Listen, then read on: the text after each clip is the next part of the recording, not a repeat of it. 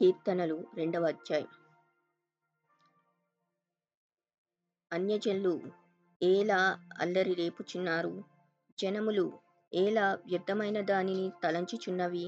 మనము వారి కట్లు తెంపుదుము రండి, వారి పాశములను మన యొద్ద నుండి పారవేయుదుము రండి అని చెప్పుకొనుచు, భూరాజులు యెహోవాకును ఆయన అభిషిక్తునికిని విరోధంగా నిలువబడుచున్నారు.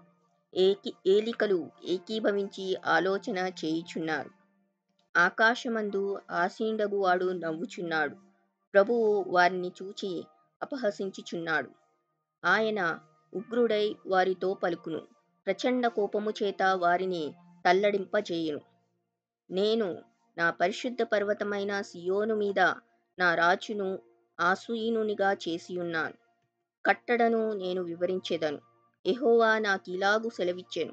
నీవు నా కుమారుడవు, నేడు నిన్ను కనియున్నాను. నన్ను అడుగుము, జనములను నీకు స్వాస్థ్యముగాను, భూమిని దిగంతముల వరకు సొత్తుగాను ఇచ్చెదను. ఇనుపదండముతో నీవు వారిని నలగగొట్టెదవు. కుండను పగలగొట్టినట్టు వారిని ముక్క చెక్కలుగా పగలగొట్టెదవు.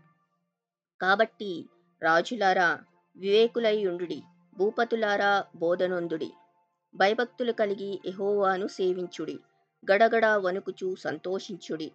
ఆయన కోపము త్వరగా రగులుకొనును. కుమారుని ముద్దు పెట్టుకొనుడి, లేని ఎడల ఆయన కోపించును. అప్పుడు మీరు త్రోవ తప్పి నశించెదరు. ఆయనను ఆశ్రయించు వారందరూ ధన్యులు.